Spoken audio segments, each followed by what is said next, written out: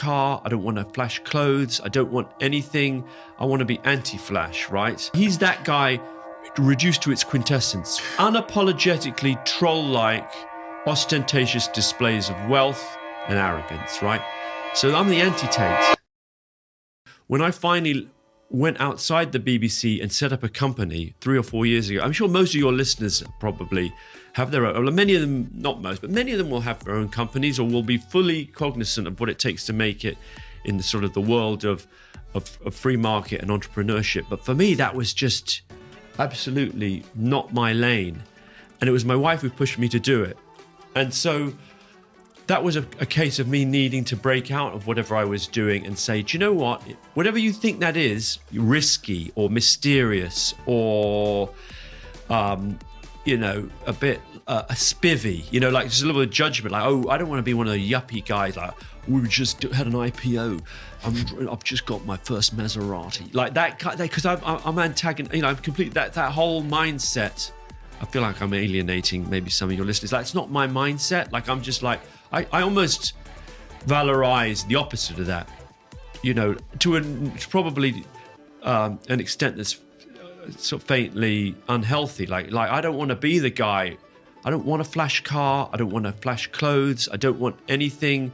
I want to be anti-flash, right? Like my watch, you can see this. My wife was saying to me last night, maybe time for a new watch. This is a Casio, whatever that one is. It's an F91W. These cost like £10, £15. You can get them at Argos. Have you ever seen that watch before? I have. I was listening to a program about Andrew Tate on the way here, a podcast. You know who Andrew Tate is? Yeah.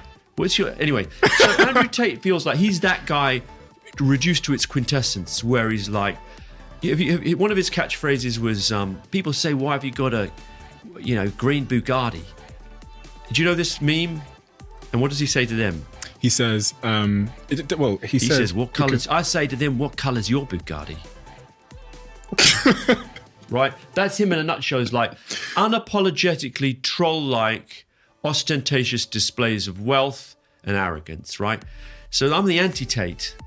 You put that on my gravestone, the anti-Tate. So I'm like, I don't give a fuck about your Bugatti. I think. Yeah, but to say that you are anti-Tate, I think that is like really pushing it. I see Tate as a force for good. They do more good than bad. No matter what is said about them, I just believe that we needed people like them, especially Andrew. I think Andrew was like really, really needed. So to say that you are anti-Tate, that's really pushing it for me. I am pro-Tate. The strap. After about 5 years, the strap goes. I'm not bragging. I've got one. I've got my spare one in case I can't find this one. Anyway, last night my wife said, it might be time for a new watch. I've got to embrace, I'm trying to lean into being the guy that isn't showing off about what a not show off he is. You think I've lost the thread? I haven't. The point I'm getting to is that, so I needed to start a company and not, because it's oddly infantilizing after a while. Like there's nothing cool about making like hundreds of hours of TV and not owning any of it, right? That's just me being a little bit of a chump. And partly that's, there's a quid pro quo, I suppose, like, well, you don't get stressed, you turn up, you're making things for a public broadcaster, you're getting a decent salary for sure. But people would say like, why, everyone else. So who do you work for? It's like, well, I'm BBC, I'm on contract. I work from contract to contract 3 years at a time. Like, really? You don't have your own company? Like, no. Why not? Like, because everyone else does. Like Jamie Oliver or Hugh Fearnley-Whittingstall or whoever you care to mention, any presenter. Bear Grylls of any longevity would be making their own shows. It's a no-brainer. And I was like, I guess I'm fine doing I'm a creature of habit. That was sort of what I've just sort of fine. I don't want to mess around with it.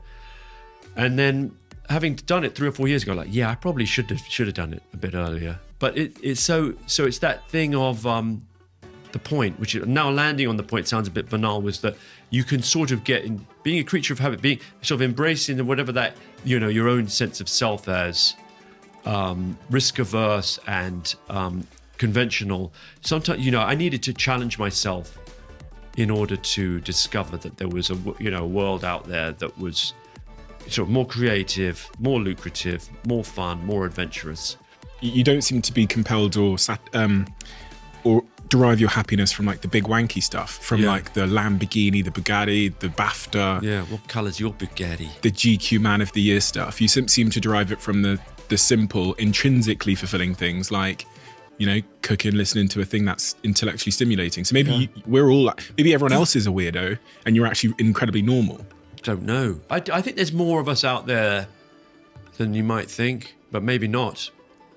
We're all trapped in our own brains. There's no way of measuring.